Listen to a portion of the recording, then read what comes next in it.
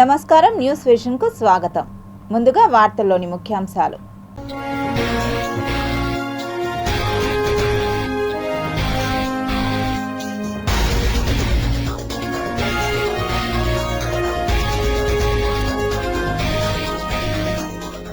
యుద్ధ నౌక తుషుల్ను భారత్కు అప్పగించిన రష్యా, మరింత బలపడిన భారత్-రష్యా మైత్రి బంధం. భారత్ సైన్యం అమ్ముల పొదిలోకి సరికొత్త డ్రోన్లు, ఇన్నో యోధ 2024-25 సెమినార్లో ప్రదర్శన. బంగాళాఖాతంలో తీవ్ర అల్పపీడనం, ఏపీకి భారీ వర్షాలు, వాతావరణ శాఖ హెచ్చరిక. వరాహస్వామి దర్శనం, శ్రీవారి కరుణా కటాక్షం, నిశ్చల భక్తికి నాంది. తిరుపతిలో అస్తవ్యస్తంగా ట్రాఫిక్, క్రమబద్ధీకరించలేని పోలీసులు. చిత్తూరులో శరవేగంగా అభివృద్ధి పనులు, ఎన్నికల సమయంలో ఇచ్చిన హామీలను నెరవేరుస్తున్న ఎమ్మెల్యే గురజాల జగన్మోహన్.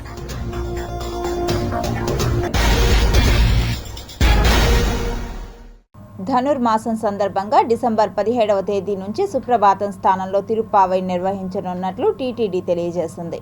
తిరుమల శ్రీ వెంకటేశ్వర స్వామి మాసోత్సవాల్లో అత్యంత ముఖ్యమైనదిగా భావించే ధనుర్మాసం డిసెంబర్ 16వ తేదీ నుండి ప్రారంభం కానుంది. ఆ రోజు ఉదయం 6:57 ధనుర్మాస ఘడియలు ప్రారంభం కానున్న నేపథ్యంలో డిసెంబర్ 17వ తేదీ నుండి స్వామివారికి నిర్వహించే సుప్రభాత సేవ స్థానంలో తిరుప్పావై నివేదిస్తారు. కాగా జనవరి 14న ధనుర్మాస ఘడియలు ముగియనున్నాయి. ధనుర్మాసం సందర్భంగా శ్రీవారికి విశేష కైంకర్యాలు నిర్వహిస్తారు. బిల్వ పత్రాలతో సహస్రనామార్చన చేస్తారు. శ్రీ విల్లి పుత్తూరు చిలుకలను ప్రతిరోజు స్వామివారికి అలంకరిస్తారు. ధనుర్మాసం సందర్భంగా శ్రీవారికి విశేష నైవేద్యాలుగా దోస, బెల్లం దోస, సుండలు, సీర, పొంగల్ వంటి ప్రసాదాలను నివేదిస్తారు. శ్రీవారి ఆలయంలో నెల రోజుల పాటు జరిగే తిరుప్పావై పారాయణంలో రోజుకు 1 వంతున అర్చకులు నివేదిస్తారు. ఈ సందర్భంలో సాధారణంగా భోగ శ్రీనివాసమూర్తికి బదులుగా శ్రీకృష్ణ స్వామి వారికి ఏకాంత సేవ నిర్వహిస్తారు. ఈ తిరుప్పావై పఠనం పూర్తిగా ఏకాంతంగా జరుగుతుంది. 17వ తేదీ నుంచి సుప్రభాత సేవకు బదులుగా ఉదయం తిరుపల్లి నుంచి పాసరాలతోటి స్వామివారికి విశేష కైంకర్యాలు, ధనుర్మాస కైంకర్యాలు నిర్వహించి బిల్వపత్రాలతో సహస్రనామార్చన నిర్వహించి విశేష నైవేద్యాలుగా దోశ, బెల్లం దోశ, సుండల్, పొంగల్, సీర మొదలైన ప్రసాదాన్ని నైవేద్యంగా సమర్పించి సల్లింపు పూర్తయిన తర్వాత యథావిధిగా నిత్య కైంకర్యాలు ప్రారంభమవుతాయి. ధనుర్మాసం సందర్భంగా ప్రతిరోజు రాత్రి ఏకాంత సేవలో కృష్ణస్వామి వారికి ఏకాంత తిరుమంజనము, ఏకాంత సేవ కూడా శ్రీ కృష్ణస్వామి వారికి ఈ ధనుర్మాసం పూర్తిగా నిర్వహించబడతాయి. ధనుర్మాసం సందర్భంగా స్వామివారికి ప్రతిరోజు శ్రీవల్లి పుత్తూరు నుంచి చిలకను సమర్పించడం ఆనవాయితీగా వస్తుంది.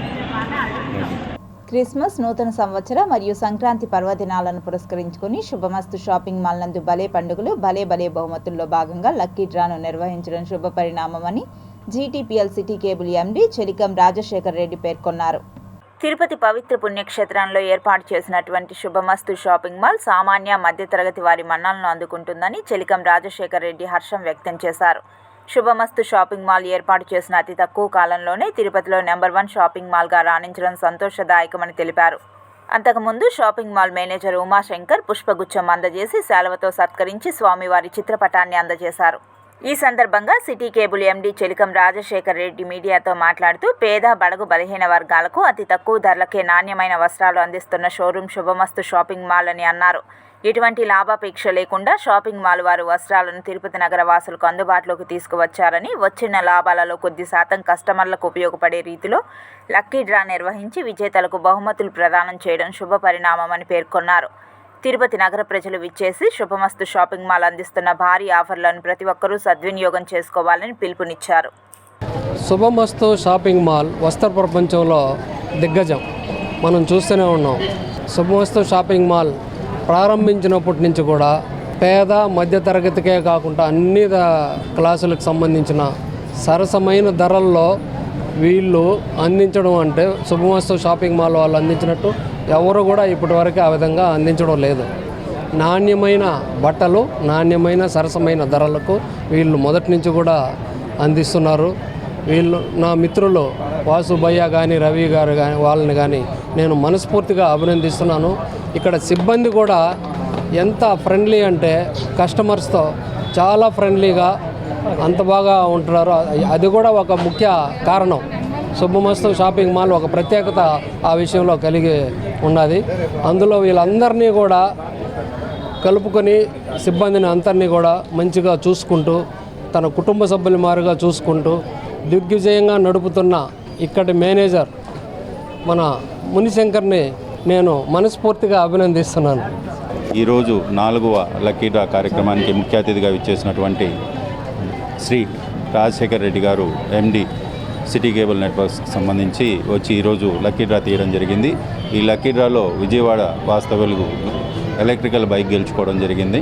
ఇలాంటి మరిన్ని ఎలక్ట్రికల్ బైకులు గెలుచుకునే అవకాశం ప్రతి ఒక్క కస్టమర్కి కూడా అందిస్తున్నాము. 40 రోజులు 40 ఎలక్ట్రికల్ స్కూటర్లు అనే కాన్సెప్ట్తో ముందుకు వచ్చడం జరిగింది. ఈరోజు 4వ డ్రా, ఇంకా 36 డ్రాలు ఉన్నాయండి. ఇంకా చాలామంది గెలుచుకునే అవకాశం ఉంది కాబట్టి మరికొంతమంది ఇంకా ముందుకు వచ్చి షాపింగ్ చేసి వాళ్ళు గెలుచుకోవాల్సిందిగా కోరడమైంది. ఈ అవకాశాన్ని సద్వినియోగపరచుకోవాలి. ఈ అవకాశాన్ని సద్వినియోగపరిచి ప్రతి ఒక్కరూ ఈ గిఫ్ట్ని తీసుకోవాలని కోరుకుంటున్నాను. నైరుతి బంగాళాఖాతంలో ఏర్పడిన అల్పపీడనం తీవ్ర రూపం దాల్చింది. దీని ప్రభావంతో ఆంధ్రప్రదేశ్లో మరోసారి పలు ప్రాంతాల్లో మోస్తరు నుంచి భారీ వర్షాలు కురవనున్నాయి. నైరుతి బంగాళాఖాతంలో కొనసాగుతున్న తీవ్ర అల్పపీడనం రేపటికి తమిళనాడు, శ్రీలంక తీరాలకు చేరుకునే అవకాశం ఉందని వాతావరణ శాఖ అంచనా వేస్తోంది. దీని ప్రభావం దక్షిణ కోస్తా, రాయలసీమపై 2 రోజులు ఉంటుందని చెబుతున్నారు. ఇక నెల్లూరు, తిరుపతి జిల్లాల్లో పలుచోట్ల భారీ వర్షాలు కురిసే అవకాశం ఉందంటున్నారు వాతావరణ శాఖ అధికారులు. మరోవైపు ఎల్లుండి నెల్లూరు, తిరుపతి, అన్నమయ్య, చిత్తూరు, శ్రీ సత్యసాయి జిల్లాలకు వర్ష హెచ్చరికలు జారీ చేశారు. ఆయా జిల్లాలకు ఎల్లో అలర్ట్ జారీ చేసింది వాతావరణ శాఖ. ఇక ఈరోజు కడప, శ్రీ సత్యసాయి, అనంతపురం, నంద్యాల, కర్నూలు, నెల్లూరు, కృష్ణా, పశ్చిమ గోదావరి, అంబేద్కర్ కోనసీమ, కాకినాడ, అల్లూరి జిల్లాల్లో పలుచోట్ల తేలికపాటి వర్షాలు కురుస్తాయని వెల్లడించారు వాతావరణ శాఖ అధికారులు. ఆంధ్రప్రదేశ్ ఉప ముఖ్యమంత్రి పవన్ కళ్యాణ్ సోదరుడు నాగబాబును మంత్రివర్గంలోకి తీసుకోవడం పట్ల వైఎస్ఆర్సీపీ స్పందించింది. ఉమ్మడి చిత్తూరు జిల్లా అధ్యక్షులు భూమన కరుణాకర్ రెడ్డి మాట్లాడుతూ చంద్రబాబు నాయుడికి అభద్రతా భావం పెరిగిపోయిందని మండిపడ్డారు. చరిత్రలో ఇప్పటి వరకు ఏ రాజకీయ పార్టీ మేము ఫలానా వ్యక్తిని మంత్రిగా తీసుకుంటున్నాము అని ప్రకటన అధికారికంగా ఇచ్చినటువంటి పార్టీ లేనే లేదు. తెలుగుదేశం పార్టీ ఈ రోజున నాగబాబు గారిని మేము మంత్రివర్గములోకి తీసుకుంటున్నాము అని సాక్షాత్తు ముఖ్యమంత్రి చంద్రబాబు నాయుడు గారు సంతకం పెట్టి మరీ ఒక ప్రకటన విడుదల చేయటం జరిగింది. అంటే కూటమి ప్రభుత్వంలో లుకలుకలు ఏ స్థాయిలో ఉన్నాయి అనటానికి ఇంతకంటే ఉదాహరణ లేదు.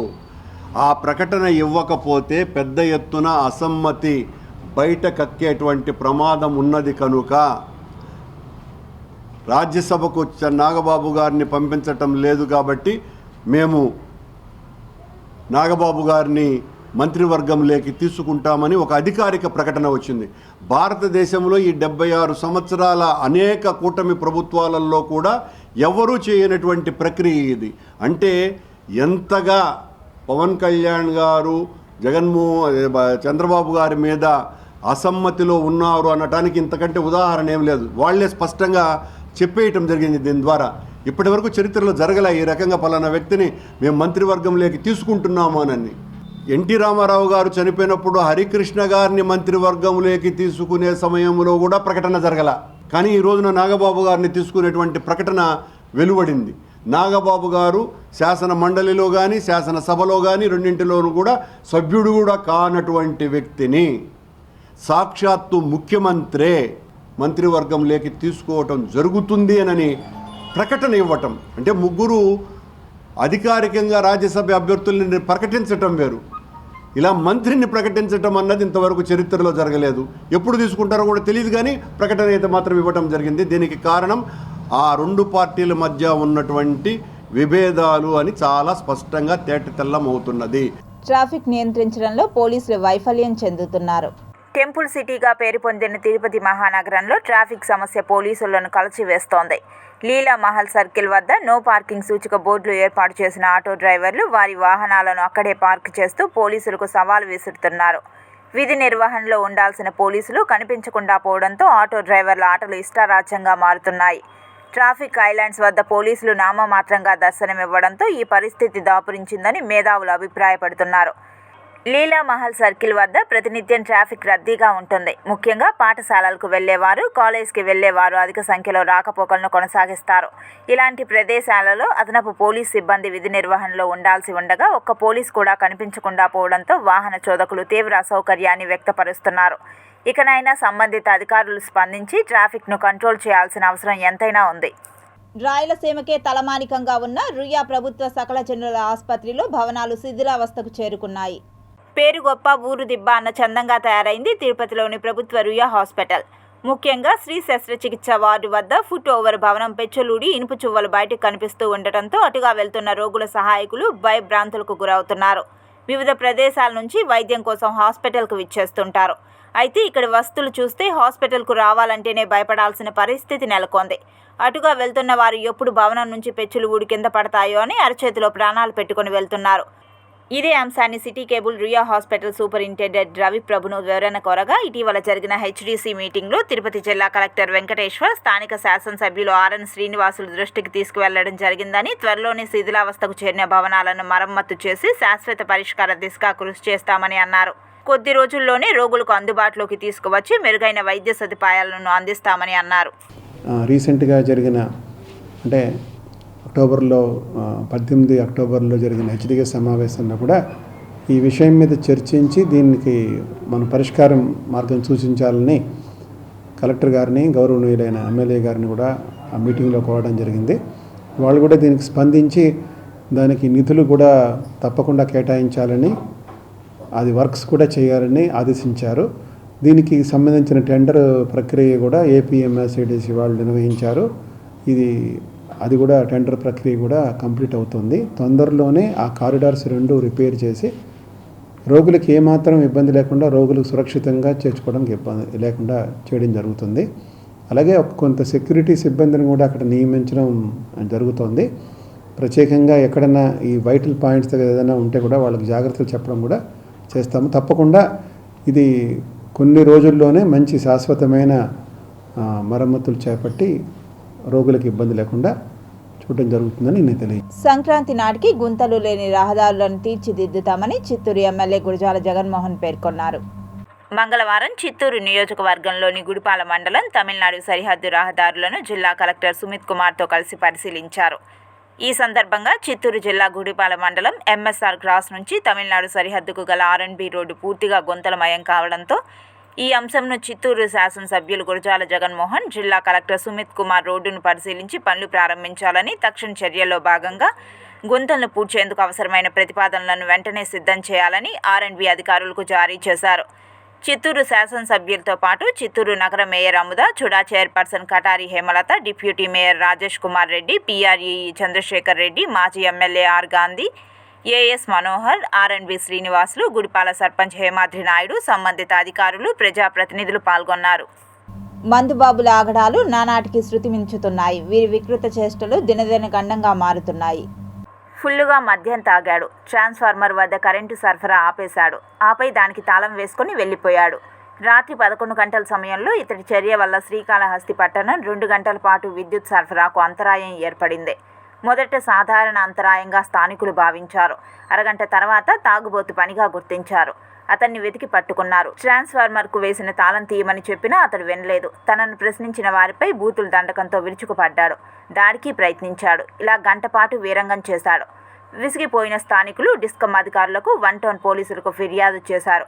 పోలీసులు వచ్చి మందుబాబుకు దేహశుద్ధి చేసి ట్రాన్స్ఫార్మర్కు తాళం తీయించారు. మొత్తం మీద 2 గంటల పాటు విద్యుత్ సరఫరా లేకుండా చేశాడు. దీనిపై డిస్కమ్ అధికారులకు ఫిర్యాదు చేసినా నిర్లక్ష్యంగా వ్యవహరించారని ఎన్టీఆర్ నగర్ వాసులు ఆవేదన వ్యక్తం చేశారు. నిరుద్యోగులకు ఉపాధి కల్పించడమే ధ్యేయంగా కేంద్ర రాష్ట్ర ప్రభుత్వాలు పనిచేస్తున్నాయని జిల్లా పరిశ్రమల కేంద్రం జనరల్ మేనేజర్ శ్రీనివాస్ యాదవ్ తెలిపారు. జిల్లాలోని నిరుద్యోగులను దృష్టిలో ఉంచుకొని వారికి ఉపాధి అవకాశాలు కల్పించడంలో భాగంగా రానున్న ఆర్థిక సంవత్సరానికి సంబంధించి జిల్లా వ్యాప్తంగా 34,700 యూనిట్లను మంజూరు చేసేందుకు తగు చర్యలు తీసుకుంటున్నట్లు పరిశ్రమల కేంద్ర జనరల్ మేనేజర్ శ్రీనివాస్ యాదవ్ వెల్లడించారు. ఇందుకు సంబంధించి రాష్ట్ర ప్రభుత్వం ఆధ్వర్యంలో ఈ నెల 29వ తేదీ నుంచి ఇంటింటి సర్వే నిర్వహించి ప్రస్తుతం పలు చిన్న మధ్య తరహా పరిశ్రమల ద్వారా ఉపాధి పొందుతున్న వారితో పాటు ఇతర ఔత్సాహిక పారిశ్రామికవేత్తలను గుర్తించే కార్యక్రమం చేపడుతున్నట్లు పేర్కొన్నారు. అందులో భాగంగా ఎంఎస్ఎంఈ సర్వేతో పాటు ఉద్యమ రిజిస్ట్రేషన్ కూడా చేయడం జరుగుతుంది. ఈ ఉద్యమ రిజిస్ట్రేషన్ వలన మీ యూనిట్కు మీరు ఒక అధినేత అనేది దాంట్లో మనకు రికార్డ్ అవుతుంది. కాబట్టి మీ దగ్గరికి వచ్చిన జిఎస్డబ్ల్యూ స్టాఫ్ అందరికి సహకరించి మీరు ఉద్యమ రిజిస్ట్రేషన్ కూడా ఆన్లైన్లోనే చేసుకోవాల్సిన ఫెసిలిటీ ఉంటుంది. దాన్ని కూడా చేసుకోవాల్సినట్టుగా మరొకసారి తెలియజేసుకుంటూ మీరు ఈ అవకాశాన్ని తప్పకుండా ఉపయోగించుకొని డేటా ఇచ్చి సహకరించవలసినదిగా జిల్లాలోని ప్రతి వ్యాపారవేత్తకైతేనేమి, సేవారంగం యూనిట్ హోల్డర్కి అయితేనేమి, ఇండస్ట్రియలిస్ట్కి అయితేనేమి కోరుతూ సెలవు తీసుకుంటున్నాను. విద్యావేత్త, కవి, విమర్శకుడు డాక్టర్ కట్టమంచి రామలింగారెడ్డిని నేటి యువత ఆదర్శంగా తీసుకుని జీవితంలో ఉన్నత శిఖరాలకు చేరుకోవాలని కట్టమంచి రామలింగారెడ్డి వారసులతో పాటు రెడ్డి జేఏసీ నేతలు పిలుపునిచ్చారు. మంగళవారం కట్టమంచి రామలింగారెడ్డి 144వ జయంతిని పురస్కరించుకొని ఆయన విగ్రహానికి పూలమాలలు వేసి ఘన నివాళులు అర్పించారు. ఈ సందర్భంగా వారు మీడియాతో మాట్లాడుతూ ఆంధ్ర రాష్ట్రంలో విద్యకు పితామహునిగా పేరు పొందిన కట్టమంచి రామలింగారెడ్డి 144వ జయంతిని జరుపుకోవడం చాలా సంతోషంగా ఉందని పేర్కొన్నారు. ఈ కార్యక్రమంలో కట్టమంచి వారసులు ఉమాపతి రెడ్డి, హరిణి రెడ్డి, బాలకృష్ణారెడ్డి, గోవర్ధన బాబి భాస్కర్ రెడ్డి, హరిప్రసాద్ రెడ్డి, చిత్తూరు రెడ్డి జేఏసీ కార్యవర్గ సభ్యులతో పాటు తదితరులు పాల్గొన్నారు. సాహిత్యవేత్త, అనేక గ్రంథాలను రచించినటువంటి మేధావి. ఆయన మైసూరు రాష్ట్రంలో కూడా రాజువారి దగ్గర కూడా విద్యా అధికారిగా ఉండేది. అక్కడ కూడా అనేక సంస్థానాధిపతి చేసిన సేవలు, అదేవిధంగా వారి రచనలు, ముఖ్యంగా ముసలమ్మ మరణం చాలా అద్భుతమైన కావ్యకథిక. దాన్ని అనేక భాషల్లో కూడా అనువదించడం జరిగింది. వారిని స్మరించుకోవడం నిజంగా శ్రీకాళహస్తీశ్వర ఆలయానికి సమీపంలోని ఓంకార స్వామి మఠంలో మంగళవారం జరిగిన నిత్యానంద స్వామి 18వ ఆరాధన కార్యక్రమానికి ప్రత్యేక ఆహ్వానితుడిగా మర్మయోగి మన్సిద్ధ గురు హాజరయ్యారు. ఈ సందర్భంగా మఠంలో ప్రత్యేక హోమం, అన్నదానం, పూజలు జరిగాయి. నిత్యానంద సమాధికి కూడా పూజలు చేశారు. బ్రహ్మర్షి నాగసేన ఆధ్వర్యంలో హోమం నిర్వహించారు. ఈ సందర్భంగా మర్మయోగి మన్సిద్ధ గురు మాట్లాడుతూ సినీ నటుడు పవన్ కళ్యాణ్ సర్వశక్తి లింగానికి పూజలు చేశారని, ఆ సమయంలో తాను ఆశీర్వాదం చేశానని గుర్తు చేశారు. సర్వశక్తి లింగం కారణంగా ఆయనకు విజయం సిద్ధించిందని స్పష్టం చేశారు. కూటమి ప్రభుత్వం బాగానే పనిచేస్తున్నదని, అయితే పవన్ కళ్యాణ్ను ఇబ్బంది పెట్టడానికి ప్రతిపక్షాలు సిద్ధమయ్యాయని తెలిపారు. అన్నీ దొరుకుతాయి. ఎందుకంటే సర్వం శక్తిమయం, శక్తి నిజ స్వరూపాలు తెలుసుకునే కోసం. ఈ శక్తి లింగం గురించే మన పవన్ కళ్యాణ్ గారు ఎలక్షన్ రాకముందు హైదరాబాద్లో పేటీ ఇచ్చేటప్పుడు ఈ శక్తిని మహాయాగం చేశాం మేము తమిళ దేశంలో. మీరు జయిస్తారు, ఈ శక్తిని గురించి మీరు తప్పకుండా వస్తామని చెప్పి పేటీ ఇచ్చారు. మీకు అందరూ గుర్తుంటుంది అనుకుంటాను. హైదరాబాద్లో అన్ని పేపర్ న్యూస్లు వచ్చాయి. శ్రీ వెంకటేశ్వర వైద్య విజ్ఞాన సంస్థ ఆధ్వర్యంలో రాజంపేటలోని పిఎం జవహర్ నవోదయ విద్యాలయం విద్యార్థులకు ఉచిత వైద్య శిబిరం ఏర్పాటు చేశారు. శ్రీ జవహర్ నవోదయ విద్యాలయం ప్రిన్సిపల్ గీత గారి అభ్యర్థన మేరకు SVIMS director doctor R V Kumar ఆదేశానుసారం ఉచిత వైద్య శిబిరం నిర్వహించారు. ఈ వైద్య శిబిరంలో 6వ తరగతి నుండి 12వ తరగతి వరకు చదువుతున్న విద్యార్థులకు కంటికి, డెంటల్, చెవి, ముక్కు, గొంతు, న్యూరాలజీ, చర్మ వ్యాధి, యూరాలజీ, పల్మనాలజీ, ఓబీజీ, నెఫ్రాలజీ, చిన్నపిల్లలకు సంబంధించిన వ్యాధులకు ఉచితంగా 692 మంది విద్యార్థులకు అవసరమైన పరీక్షలు నిర్వహించి వైద్య సేవలను అందించారు. 53 మంది విద్యార్థులకు తదుపరి వైద్య పరీక్షల నిమిత్తం స్విమ్స్కు రెఫర్ చేయడం జరిగింది. ఈ కార్యక్రమంలో స్విమ్స్ వైద్యులు doctor Madhubabu, doctor Narendra, doctor Prabhanjan Kumar, doctor Sindhura, doctor Mridula, doctor Anusha, doctor Bhavya, doctor Srikanth, doctor Nalini, doctor Naveen, doctor Chandrika తదితరులు పాల్గొన్నారు. నడివీధి గంగమ్మకు సారె సమర్పించారు తిరుపతి మేయర్ డాక్టర్ శిరీష. తిరుపతి పెద్దకాపు వీధి నడివీధి గంగమ్మకు తిరుపతి తాతయ్యగుంట గంగమ్మ గుడి నుండి మేళ తాళాలతో మంగళవారం ఉదయం తిరుపతి నగరపాలక సంస్థ మేయర్ డాక్టర్ శిరీష సారె అందజేశారు. ప్రతి ఏటా జరిగే పెద్దకాపు వీధి నడివీధి గంగమ్మ జాతర ఆనవాయితీగా ఆ గ్రామ పెద్దలు నిర్వహించడం జరుగుతుందని పెద్దలు తెలియజేశారు. ఈ సందర్భంగా తిరుపతి నగరపాలక సంస్థ మేయర్ డాక్టర్ శిరీష దంపతులు పాల్గొని నడివీధి గంగమ్మకు తాతయ్యగుంట గంగమ్మ గుడి నుండి మేళ తాళాలతో సారె అందజేసి ప్రత్యేక పూజలు నిర్వహించారు. ఈ కార్యక్రమంలో మేయర్తో పాటు గ్రామ పెద్దలు దొడ్డారెడ్డి సిద్ధారెడ్డి, యాలమూరి శ్రీనివాసరెడ్డి, మునయ్య యాదవ్, డాక్టర్ మునిశేఖర్, శేఖర్ రెడ్డి, శంకర్ రెడ్డి, శ్రీనివాస్ రెడ్డి, మునికృష్ణారెడ్డి, భరణి యాదవ్, హేమంత్ కుమార్, నరేంద్ర భక్తులు పాల్గొన్నారు.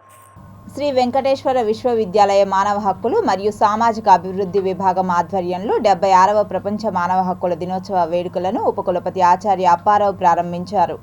ఎస్వి యూనివర్సిటీ సెనేట్ హాల్లో 76వ మానవ హక్కుల దినోత్సవ వేడుకలను ఘనంగా నిర్వహించారు. ఈ సందర్భంగా ఆయన మాట్లాడుతూ ప్రతి మనిషికి పుట్టుకతో సంక్రమించిన హక్కులను, రాజ్యాంగ పరంగా లభించిన హక్కులను హరించే అధికారం ఎవరికీ లేదని, సమసమాజ స్థాపన కొరకు మానవ హక్కుల గురించి ప్రతి ఒక్కరూ తెలుసుకోవాలని, ప్రతి ఒక్కరి హక్కులను గుర్తించి గౌరవించాలని వీసీ అప్పారావు అన్నారు.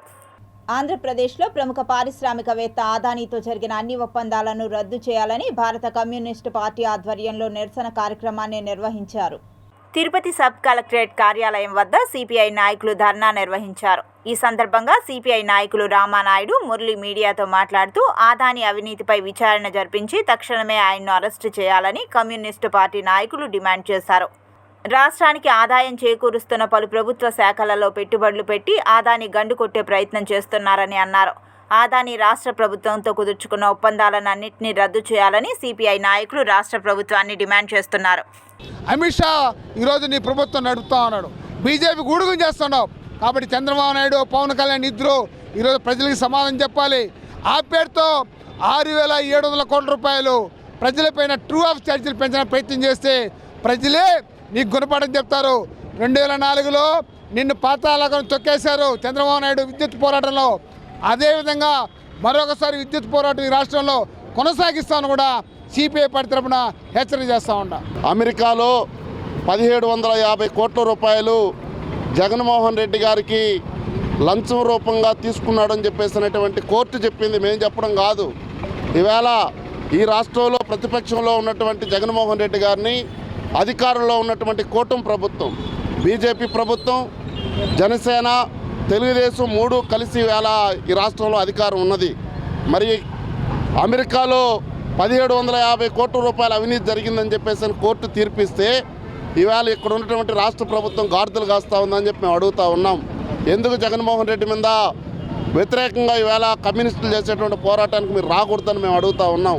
ఈవేళ 1750 కోట్ల రూపాయలు, అదేవిధంగా బొగ్గు గనులపైన, అనేకమైనటువంటి సంస్థలపైన ఈవేళ అదానీ తీసుకున్నటువంటి అగ్రిమెంట్లు మొత్తం రద్దు చేయాలని చెప్పేసి భారత కమ్యూనిస్టు పార్టీ సిపిఐగా కేంద్ర ప్రభుత్వానికి, రాష్ట్ర ప్రభుత్వానికి, కూటమి ప్రభుత్వానికి హెచ్చరిక తెలియజేస్తూ ఉంది.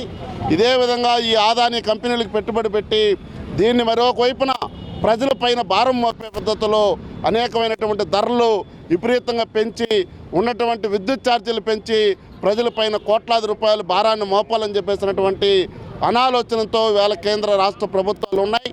తిరుమల తిరుపతి దేవస్థానం వారి సహకారంతో తిరుపతి ఫిల్మ్ సొసైటీ ఘంటసాల జయంతిని పురస్కరించుకొని మనసు పరిమళించని కార్యక్రమాన్ని నిర్వహించనున్నారు. తిరుపతి ఫిల్మ్ సొసైటీ ఘంటసాల 102వ జయంతిని పురస్కరించుకొని తిరుపతి మహతి కళాక్షేత్రం నందు డిసెంబర్ నెల 13, 14, 15 తారీఖులలో 3 రోజులు ప్రముఖ గాయని గాయకులచే మధురమైన పాటలను వినిపించాలని, ముఖ్యంగా ఘంటసాల పాడిన పాటలు, పద్యాలను తిరుపతి సంగీత ప్రియులకు గానామృతంగా అందించడం ఈ కార్యక్రమం ముఖ్య ఉద్దేశమని తెలిపారు. నాటి తరం నుండి నేటి తరం వరకు ప్రజల గుండెల్లో చిరస్థాయిగా నిలిచిపోయి వారి జ్ఞాపకాలను పాటల రూపంలో మనకందరికీ అందించిన మహానుభావులు శ్రీ ఘంటసాల అని ఈ సందర్భంగా కొనియాడారు. ఈ 3 రోజులు వచ్చే గాయని గాయకులు, విశేష ప్రతిభ కనబర్చిన గాయని గాయకులకు ప్రత్యేక పురస్కారాలు అందిస్తామని తెలిపారు. ఈ 3 రోజుల పాటు మహతి కళాక్షేత్రంలో సాయంత్రం 6 గంటలకు ప్రారంభమవుతుందని, ఈ కార్యక్రమానికి తిరుపతి పుర ప్రజలు పెద్ద సంఖ్యలో హాజరు కావాలని కోరారు. 13, 14, 15 తేదీల్లో ఈ కార్యక్రమం ఏర్పాటు చేస్తున్నాం. తిరుపతి ఫిల్మ్ సొసైటీ ఘంటసాల గారు ఆయన దేవస్థానం ఆస్థాన గాయకుడిగా ఉన్నాడు. ఆయన పాడిన పాటలన్నీ కూడా ఆణిముత్యాలే. ఆయన పాటలన్న తిరుపతి ప్రజలకి మళ్ళా ఒక తూరి వినిపించాలనే ఉద్దేశంతో మా తిరుపతి ఫిల్మ్ సొసైటీ ఈ కార్యక్రమాన్ని ఏర్పాటు చేసింది. దీంట్లో పాల్గొన్న వాళ్ళందరూ కూడా అవార్డులు వచ్చిన వాళ్ళే. ఘంటసాల గారు లేని లోటును తీర్చే చంద్రతేజ, మన సి నారాయణ రెడ్డి గారు విలసమైన పేరుంటే ఆయన తీసేసి నువ్వు చంద్రతేజ అని పెట్టారు. ఆ చంద్రతేజ గారు కూడా వస్తున్నారు. అదేవిధంగా ప్రవర్తిక ఆయన మొన్న ఈ జీటీవీలో కూడా ఆయనకి 15 lakhs అవార్డు కూడా ఇచ్చారు. పాడుతా తీయగలు కూడా పాడింది, చాలా అవార్డులు ఇచ్చారు. విశ్వనాథ్ గారు కూడా ఆయనకి అవార్డు సన్మానం చేశారు. డిప్యూటీ సీఎం పవన్ కళ్యాణ్ పై వస్తున్న బెదిరింపులను దృష్టిలో ఉంచుకొని కేంద్ర రాష్ట్ర ప్రభుత్వాలు అత్యున్నత జెడ్ కేటగిరీ భద్రతను ఏర్పాటు చేయాలని డిమాండ్ చేశారు. నువ్వు పవన్ కళ్యాణ్ గారి దగ్గరికి వెళ్ళాలంటే భారతదేశంలో ఉన్న కోట్లాది మంది అభిమానులని దాటుకొని వెళ్ళాలి. ఇది ఒక్కటి గుర్తుపెట్టుకో. పవన్ కళ్యాణ్ గారు అంటే సాదాసీదా మనిషి కాదు, ఆయన ఒక శక్తి. ఆ శక్తి గురించి ఈరోజు భారతదేశానికి అర్థమవుతుంది. మీరు ఎంతటి వాళ్ళైనా సరే పవన్ కళ్యాణ్ గారికి కవచ కుమారి మేమందరం ఉన్నాం. మేమందరం ఉన్నప్పటికీ రాష్ట్ర ప్రభుత్వాన్ని, కేంద్ర ప్రభుత్వాన్ని ఎందుకు ఈరోజు మేము భద్రత కల్పించమంటున్నామంటే కేవలం కొన్ని గవర్నమెంట్ కార్యక్రమాలకి, ఆ కార్యక్రమాల్లో ఇబ్బంది కలగకూడదని మొన్న కడపలో జరిగినటువంటి స్కూల్ పిల్లల ఫంక్షన్లో కూడా ఆయన ఎయిర్పోర్ట్లోనే క్లారిటీగా కూడా చెప్పడం జరిగింది. అక్కడికి ఎమ్మెల్యేలు, మంత్రులు, నేను, గవర్నమెంట్ అధికారులు తప్ప దయచేసి జన సైనికులు, అభిమానులు, నాయకులందరూ కూడా మీరు వాళ్ళకి సహకరించాలని కూడా చెప్పడం జరిగింది. కేంద్ర ప్రభుత్వం, రాష్ట్ర ప్రభుత్వం ఒకటే కోరుతున్నాము. ఈరోజు రాష్ట్రం బాగుండాలన్నా, దేశం బాగుండాలన్నా మా పవన్ కళ్యాణ్ గారు బాగుండాలా, మేము బాగుండాలా. ఈ జనసైన్యం మొత్తం ఈరోజు పవన్ కళ్యాణ్ గారి కోసం కాపలా కాసి మేము ఖచ్చితంగా ఆయన కాపాడుకుంటాము. మీరందరూ దయచేసి ఆయనకి Z+ కేటగిరీ ఇచ్చి ఆయన కాపాడవలసిందిగా, అంటే ఆయన కోసం కాదు, మన రాష్ట్రం కోసం, మన దేశం కోసం మనం ఖచ్చితంగా ఆయన కాపాడాల్సిన బాధ్యత ఉంది. రాష్ట్ర ప్రభుత్వాన్ని, కేంద్ర ప్రభుత్వాన్ని ఇదే కోరుకుంటున్నాం. సినీ నటుడు మోహన్ బాబు నిర్వహిస్తున్న యూనివర్సిటీపై AISF నాయకులు తీవ్ర స్థాయిలో మండిపడ్డారు. స్థానిక తిరుపతి ప్రెస్ క్లబ్లో AISF ఆధ్వర్యంలో మోహన్ బాబు విద్యా సంస్థల్లో జరుగుతున్న అక్రమాలపై తీవ్ర స్థాయిలో ధ్వజమెత్తారు. ఎవరైతే 35% ఎంసెట్లో క్వాలిఫై జాయిన్ అయిన విద్యార్థులకి ప్రభుత్వం నిర్ణయించిన ఫీజు 72,000 రూపాయలుగా ఈరోజు ఆ కాలేజీలో వసూలు చేస్తూ ఉన్నారు. కానీ మోహన్ బాబు విశ్వవిద్యాలయంలో ఉన్నటువంటి మేనేజ్మెంట్ మాత్రం అదే కాకుండా 72,000 రూపాయలే కాకుండా మిస్లీనియస్ ఫీజు అని చెప్పేసి అదనంగా 20,000 రూపాయలు ఈరోజు ఒక్కొక్క విద్యార్థి దగ్గర నుంచి అక్కడ మేనేజ్మెంటు వసూలు చేస్తూ ఉన్నది. ఇదే పద్ధతిలో ఉన్నటువంటి అనేక యూనివర్సిటీస్ కూడా చూసాం. ఏదన్నా అటాచ్డ్ హాస్టల్ ఉన్నామంటే హాస్టల్ విద్యార్థులకి తమ కాలేజీ నిర్ణయించిన ఫీజులను బట్టి విద్యార్థులు పే చేస్తారు. కానీ వాటికి అన్నిటికీ భిన్నంగా ఈరోజు మోహన్ బాబు యూనివర్సిటీ విశ్వవిద్యాలయం ఉంది.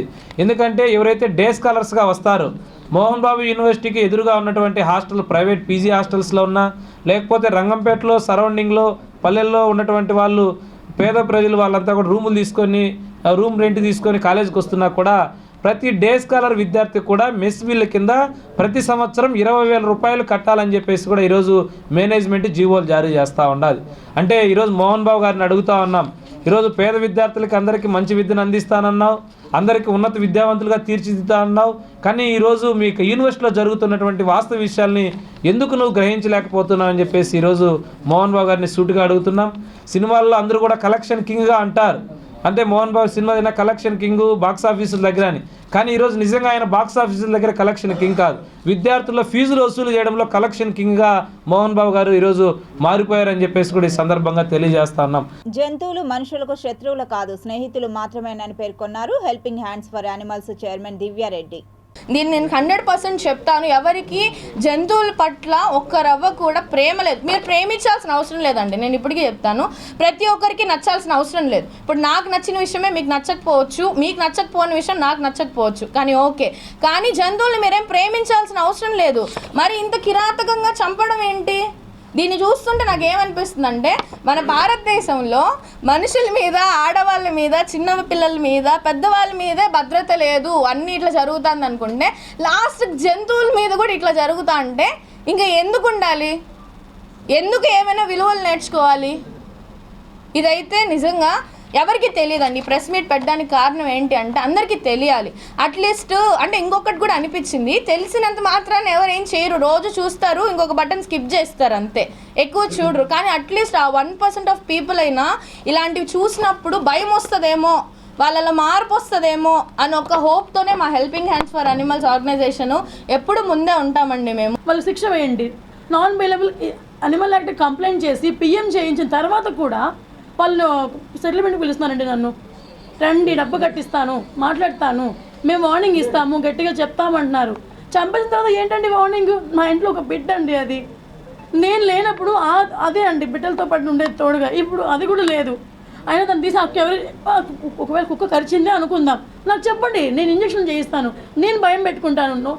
ఇంట్లో ఉన్న కుక్కని దారుణంగా నరికి అది భయపడి బయటకు వస్తే కూడా బయట నరికి 10 మందిలో నరికారంటే రేపు నా బిడ్డలు నరకడానికి గ్యారంటీ ఏంటండి నాకు? ఆధునిక యుద్ధ క్షేత్రంలో శత్రువులను కకావికలం చేసే 2 కొత్త డ్రోన్లు భారత సైన్యం అమలు పదిలోకి చేరాయి. బాజ్ ఖర్గే అనే ఈ డ్రోన్లను ఢిల్లీలోని మానేక్షా సెంటర్లో జరిగిన ఇన్నో యోధా 2024-25 సెమినార్లో ప్రదర్శించారు. భారత ఆర్మీ తయారు చేసిన 22 ఆవిష్కరణలను ఈ కార్యక్రమంలో ప్రదర్శించగా ఈ 2 డ్రోన్లు ప్రత్యేక ఆకర్షణగా నిలిచాయి. నిఘాతో పాటు శత్రువులపై దాడి చేయగల ఈ డ్రోన్లు భారత సైన్యానికి కీలక అస్త్రాలుగా మారనున్నాయి. ఖర్గా అనే కామికాజ్ డ్రోన్ శత్రువుల కేంద్రాలపై సునాయాసంగా దాడి చేయగలదు. అందుకే దీనిని సుసైడ్ డ్రోన్గా పిలుస్తున్నారు. కేవలం 30,000 రూపాయలతో ఈ డ్రోన్ను భారత ఆర్మీ తయారు చేసింది. సెకన్కు 40 మీటర్ల వేగంతో ప్రయాణించే ఈ డ్రోన్ జీపీఎస్తో పాటు 1.5 కిలోమీటర్ రేంజ్తో కూడిన హెచ్డీ కెమెరా కలిగి ఉంటుంది. 700 గ్రాముల పేలుడు పదార్థాలను ఇది మోసుకెళ్లగలదు. రాడార్కు చిక్కకుండా వెళ్లి దాడి చేయడం దీని ప్రత్యేకత. ఈ డ్రోన్ కేవలం ఆకాశంలోకి ఎగరడమే కాదు, శత్రువులపై దాడి చేయగలదు. రాకెట్ లాంచర్లను, చిన్న ఆయుధాలను, గ్రెనేడ్ లాంచర్లను పేల్చగలదు. లక్ష్యాలపై మోటార్ బాంబులను, పేలుడు పదార్థాలను వేయగలదు. ఆంగ్ల అక్షరం హెచ్ ఆకారంలో దీని డిజైన్ ఉండడం వల్ల రాకెట్లు వెనక్కు పేలే ప్రమాదం ఉండదు.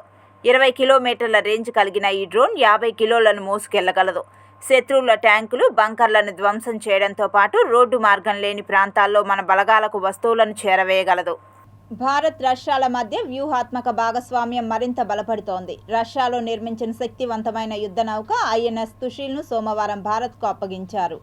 రక్షణ మంత్రి Rajnath Singh, navy chief admiral Dinesh K Tripathi, రష్యాకు చెందిన షిప్ నిర్మాణ అధికారులు స్వదేశీ క్షిపణులతో పాటు ఆధునిక సాంకేతికతతో కూడిన యుద్ధ నౌక ఐఎన్ఎస్ తుషిల్ను ప్రారంభించారు. రక్షణ మంత్రి రాజ్నాథ్ సింగ్ నేవీ చీఫ్తో కలిసి మాస్కో చేరుకున్నారు. మంగళవారం రష్యాలో తన కౌంటర్ ఆండ్రీ బెలౌసోవ్తో కలిసి సాంకేతికత సహకారంపై ఇంటర్ గవర్నమెంటల్ కమిషన్ 21వ సమావేశంలో పాల్గొంటారు. దీంతో పాటు రష్యా అధ్యక్షుడు వ్లాదిమిర్ పుతిన్ను కూడా రక్షణ మంత్రి రాజ్నాథ్ సింగ్ కలవనున్నారు. ఈ యుద్ధ నౌక చేరడంతో సముద్రంలో భారత నౌకాదళ బలాన్ని మరింత పెంచుతోంది. ఐఎన్ఎస్ తుషిల్ బరువు 3,900 టన్నులు. దీని ప్రత్యేకత విషయంలోకి వెళ్తే ఈ యుద్ధ నౌక 125 మీటర్ల పొడవు, 3,900 టన్నుల బరువు కలిగి ఉంది. ఈ నౌక శక్తివంతమైన దాడికి ప్రసిద్ధి చెందింది. ఐఎన్ఎస్ తుషిల్ అనేది రష్యన్, భారతీయ అత్యాధునిక సాంకేతికత, యుద్ధ నౌకల నిర్మాణాల గొప్ప కలయికగా రూపుదిద్దుకుంది. భారత నౌకాదళానికి అప్పగించబడిన ఈ శక్తివంతమైన యుద్ధ నౌకలో 18 మంది అధికారులు, 180 మంది సైనికులు 30 రోజుల పాటు సముద్రంలో ఉండగలరు. ఇది తల్వార్ క్లాస్ స్టెల్త్ ఫ్రిగేట్లో భాగం. దీనిని రష్యాలోని యంత్ర షిప్ యార్డ్లో నిర్మించారు. ఈ నౌక గరిష్టంగా గంటకు 59 కిలోమీటర్ల వేగంతో ప్రయాణించగలదు. అయ్యప్ప స్వామి జ్యోతి స్వరూపంలో భక్తులకు దర్శనమిస్తాడా? ఎవరైనా ఆ జ్యోతిని వెలిగిస్తున్నారా? శబరిమలలో దర్శనమిచ్చే మకర జ్యోతి నిజమా కాదా? ఆసక్తికర కథనాన్ని ఓసారి చూద్దాం. అయ్యప్ప స్వామి ఆ తర్వాత మరో అవతారంలో వచ్చినట్లు అయ్యప్ప జన్మ రహస్యంలో ఉంది. మొదటి అవతారాన్ని మణికంఠుడు అని అంటారు. ఈ అవతారంలో 18 మెట్లు ఎక్కిన తర్వాత అయ్యప్ప జ్యోతి రూపంలో అంతర్ధానం అయిపోయాడని చెబుతారు. ఆ తర్వాత అవతారాన్ని అయ్యనార్ అని అంటారు. అప్పట్లో కేరళలో దొంగలు ప్రజల్ని బాగా ఇబ్బందులు పెట్టేవారు. ఆ సమయంలో అయ్యనార్ ఆ దొంగల్ని సంహరించి ప్రజల్ని రక్షించాడని ప్రతీతి. ఆ తర్వాత అందరూ చూస్తుండగానే అయ్యప్ప జ్యోతి రూపంలో మారిపోయాడట. ఆ రోజు మకర సంక్రాంతి కావడంతో ఏటా మకర సంక్రాంతి రోజు అయ్యప్ప జ్యోతి రూపంలో వస్తాడని భక్తుల విశ్వాసం. దానినే మకర జ్యోతిగా ఆరాధిస్తున్నారు. 1980, 1981లో ఓ ఏడాది మకర సంక్రాంతి రోజు నిజంగానే మకర జ్యోతి కనిపించింది. అయితే అప్పుడు అది దైవ మహిమ కాదు, ఖగోళ శాస్త్రానికి సంబంధించిన విశేషం అంటారు శాస్త్రవేత్తలు. ధూళి మేఘమై వాతావరణ రేణువులు పడి వెలుగు ముద్ద ఆకారంలో ఏర్పడిందని, అదే జ్యోతిలా కనిపించిందని సోవియట్ శాస్త్రవేత్తలు కూడా నిరూపించారు. అలా ఒక్క ఏడాది మకర సంక్రాంతి రోజు వెలుగు జ్యోతి కనిపించింది. ఆ తర్వాత కేరళ అయ్యనార్ లీనమైనప్పుడు జ్యోతి కనిపించింది. అప్పటి నుంచి అయ్యప్ప జ్యోతి రూపంలో వస్తాడనే ప్రచారం సాగుతోంది. పొన్నాంబలంమేడు దగ్గర ఓ ప్లాట్ఫామ్ కట్టారు. అక్కడ ఓ పెద్ద వేదిక ఏర్పాటు చేశారు. అక్కడ పెద్ద జ్యోతి వెలిగిస్తే అది శబరిమలలో కనిపిస్తోంది. అప్పట్లో ఓ సీనియర్ జర్నలిస్టు అడవులు, కొండలు దాటుకొని ఆ మకర జ్యోతి వెలిగించే ప్రదేశానికి వెళ్ళి ఇక్కడ వెలిగించే దీపమే మకర జ్యోతిగా చెబుతున్నారని ఫోటోలతో సహా వెల్లడించారు. భగవంతుడే కొండగా వెలిసిన క్షేత్రం అరుణాచలం. అది అగ్నిలింగ క్షేత్రం. అయితే ఈ కొండ ఎక్కడా అగ్నిలింగంలా కనిపించదు. అయితే కార్తీక పౌర్ణమి రోజు కొండపై దీపాలు వెలిగించి అదే అగ్నిలింగంగా భావించి భక్తితో నమస్కరిస్తారు. కానీ ఇదే కొండ రమణ మహర్షి లాంటి మహాభక్తులకు అగ్నిలింగంలానే కనిపిస్తోంది. మకర జ్యోతి కూడా ఈ కోవకు చెందినదే. మహాత్ములకు మాత్రమే అయ్యప్ప జ్యోతి రూపంలో కనిపిస్తాడు. మకర జ్యోతి నిజమా కాదా అనే చర్చ కన్నా మండల దీక్ష చేసి భక్తి శ్రద్ధలతో శబరిమలకు వెళ్లిన వారు కల్లారా అయ్యప్ప స్వామిని దర్శించుకుని క్షేమంగా తిరిగి రండి. భక్తితో కళ్ళు మూసుకొని నమస్కరిస్తే భగవంతుడు మీ మనసులోనే ఉంటాడు. ఎందుకంటే అయ్యప్ప దర్శనమే కోటి జన్మల కృతం. తిరుపతి లోకల్ బులియన్లో బంగారం వెండి ధరలు ఇలా ఉంటాయి. 24 క్యారెట్ల 10 గ్రాముల బంగారం ధర 79,410 రూపాయలు. 22 క్యారెట్ల 1 గ్రామ్ బంగారం ధర 7,185 రూపాయలు. 1 కేజీ వెండి ధర 95,300 రూపాయలు. 1 గ్రామ్ రిటైల్ వెండి ధర 98 రూపాయల 30 పైసలు. వార్తలు ముగించే ముందు ముఖ్యాంశాలు మరోసారి.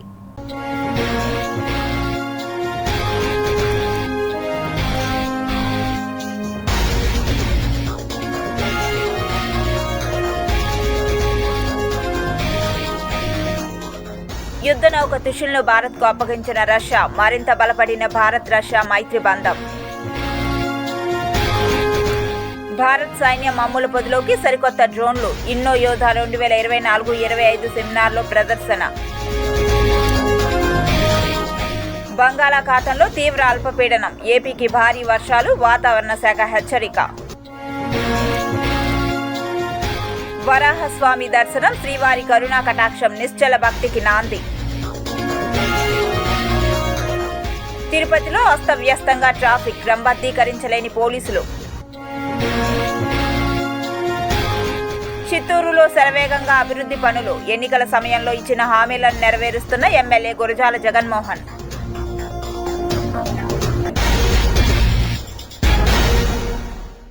ఈ వార్తలు ఇంతటితో సమాప్తం. సమగ్ర సమాచారంతో న్యూస్ విషయంలో మళ్ళీ కలుద్దాం. అంతవరకు సెలవు. నమస్కారం.